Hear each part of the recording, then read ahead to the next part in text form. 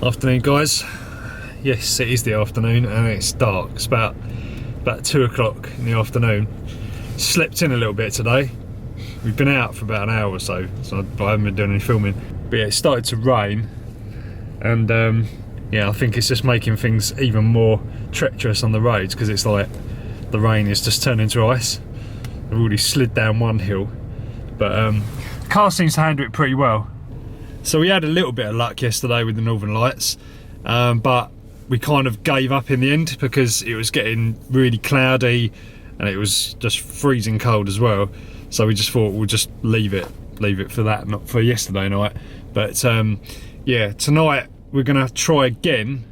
We're just gonna keep trying. We've just got to hit it hard and just see, hopefully, you know, get some really good shots. But it's looking, so obviously it's raining and it's really cloudy, so we might have to drive quite a way to get away from the clouds, and hopefully later on it'll clear up. I think it was raining yesterday, like when we arrived, and then it kind of, you know, just it cleared by the evening. But you know, it's only 2 o'clock in the afternoon, so it should hopefully just like perk up a bit. But we've got like a couple of pictures of us with like the Northern Lights in the background, obviously.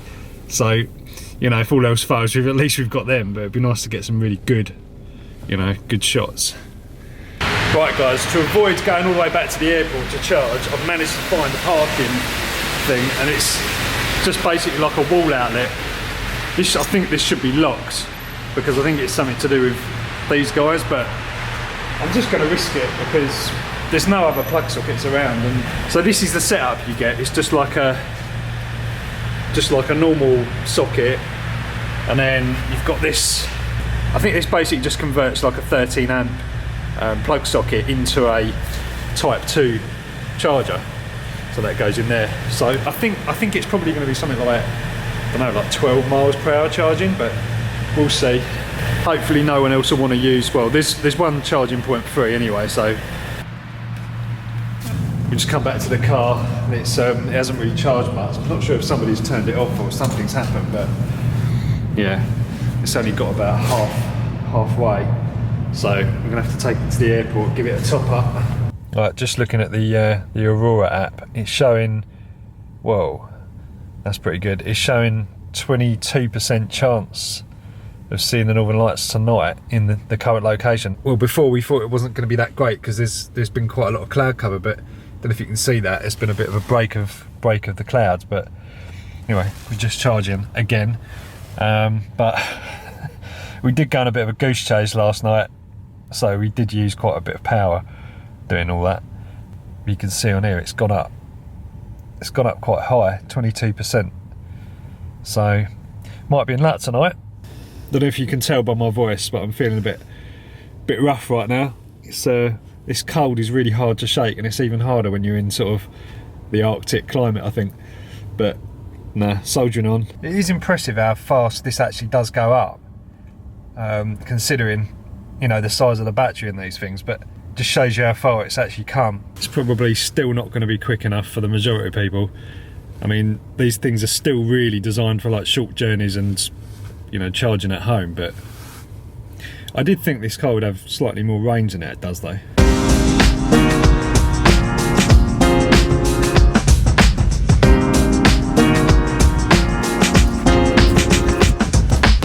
Right, we're still trying. Clouds sort of like fine really. It's quite clear, but this is quite a good location, but I just don't think there's any activity. We saw a little bit back at, like when we were in the car, we pulled over, but it's just a waiting game, I think. What's that? Look, oh my god, what's that? It's a seal. Are you kidding me? It's not a seal. What is it? It's like an otter. An otter? A seal? Oh. That is crazy. Zoom in on it. Yeah, I'm trying. It's all wonky because I'm actually on a tripod at the minute. It's an otter. Is it an otter? Oh, bless him. Oh, so you come out to see the Northern Lights and you end up seeing something else. It's coming over.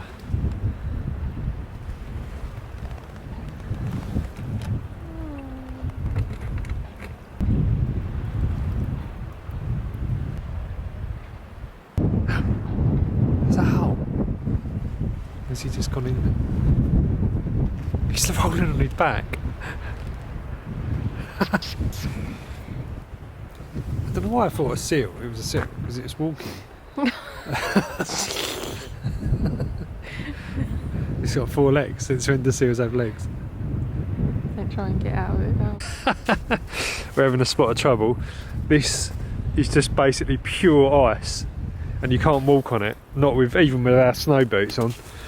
The only other option really is to walk on this like snow bank. There's the car up there. Look at this road. It's just pure ice where it's just rained and it's just in the process of freezing right now. And we got to drive on that.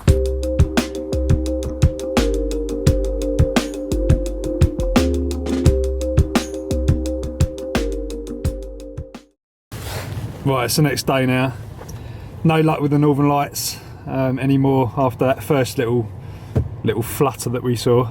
That's pretty much what it was, just a little flutter. But we're actually gonna go, it's a bit lighter today, like we got up a bit earlier. So we're gonna go and check out some of the scenery like in the light, because you get like literally like a 2-hour daylight window at the moment, which is kind of weird. I'm just not used to that. Like, I don't know. I'm not myself when I'm in the dark, I don't think. But Sarah likes the dark. Yeah, so we're gonna go and check that out. We weren't going to do this, but we've actually planned a trip tonight, like an excursion to go, like to try and find like the Northern Lights properly, because I think we're just struggling to do it, especially in this car with the limited range as well. You know, we can only really kind of get around our area, and I don't think that's where the activity seems to be right now. It's not really peaking where we are, so I think we're gonna. Well, we've booked this trip and it leaves about 6 o'clock, and I think it may head to like the Finnish border, which is a couple of hours away. So if anything, like, it'd be really cool to see the, you know, more of the landscape and stuff like that, because it's a lot colder that direction. It's and a lot more snowy. Not that we've kind of not got our fair quota of snow, because we have, but it'll be cool anyway to do, even if. Hopefully we will see the Northern Lights, but even if we don't, it'll be pretty good. So yeah, that's the plan. We're just charging again. This is the reality, I think, really, with like cars like this, the small cars. It's a bit like the Twizy. Like, you need to charge it pretty much every time it's parked. If you can't, you're going to struggle. I'm not sure if this is like one of the earlier ones. I mean, it's only done 20,000 kilometers, but its range is like 100 kilometers maximum when it's fully charged. I think you can put it on eco mode, like eco plus mode, which basically turns the heaters off. So you kind of like, you're driving around in the freezing cold. It's a bit like the Twizy, really.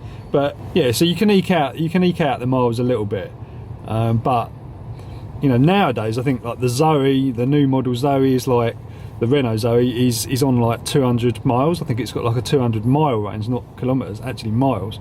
So you know, that's getting more realistic. But as I said before, the charging is quick. Like, the fast charge is quick. We've done over half the battery so far, and we've probably been sitting here half an hour. So the charging systems are really good. As long as you can find a fast charger, you know, you're fine.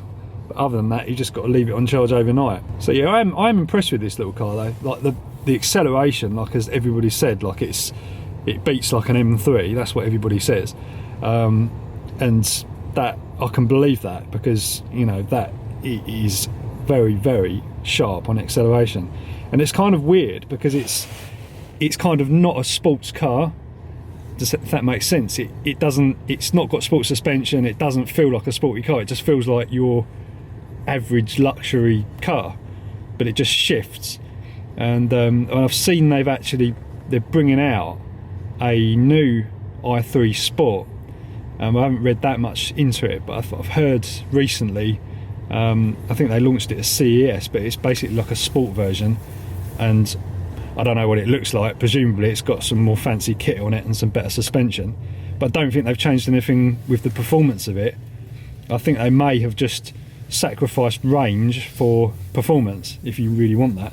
because on this car there's no sport mode. The maximum you can actually set it to is, it's got this little thing down here, and it's got comfort or eco, and if you push it again it goes to eco pro plus. So we've mainly been driving around in like eco or the comfort mode, because you obviously want the heating on in these sort of conditions. You've got heated seats in here as well. You've got all the kind of normal mod cons. This display here is like just a sat nav.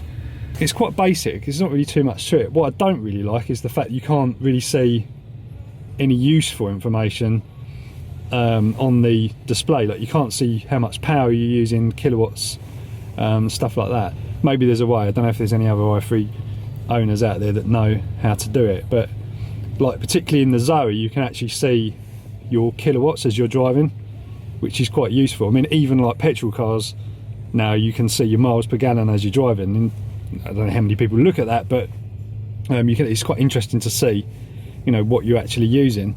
Anyway, other things, this is the like the gear shift thing, which is in a strange position, but you kind of get used to it, and you just obviously select your gears.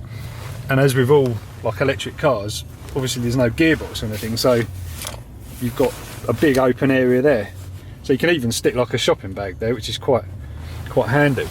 So that's that. Would I get one? I mean, the thing is, probably not, because it hasn't got enough range, and it can't replace your big kind of normal car. Now currently I've got the Twizy, obviously, which is great for blasting around town, bit of fun, you know, doing short trips. And this is kind of the same. It's just a bit more mature, and it's, you know, more recent, and it's got, you know, a bit more technology in it. But really it's not going to do any more than the Twizy can do. So I wouldn't get one unless the range went up to you know, 250, 300 miles, which probably isn't going to happen because it's a small car and you probably wouldn't fit that amount of batteries in there anyway. So I think really, you know, the situation I've got at the moment is we've got obviously the Twizy, which I drive mainly, and then the Range Rover, which is a diesel still, and I'm looking to obviously replace that. But you can't, realistically, I'm not going to be able to do it. I mean, we did a journey the other day, and we basically used nearly one tank of diesel, which cost 60 quid. Hyundai Ioniq just pulling up there. Yeah, so we did this journey and it basically nearly took an entire tank, and that's about 300 miles. Went down to the south coast and then back again, and then I did another journey as well that morning. So the only car that you could do that pure electric would be a Model X, Tesla Model X, with the highest capacity battery, which is going to give you 350 miles range. And then I could have done all of that on one charge.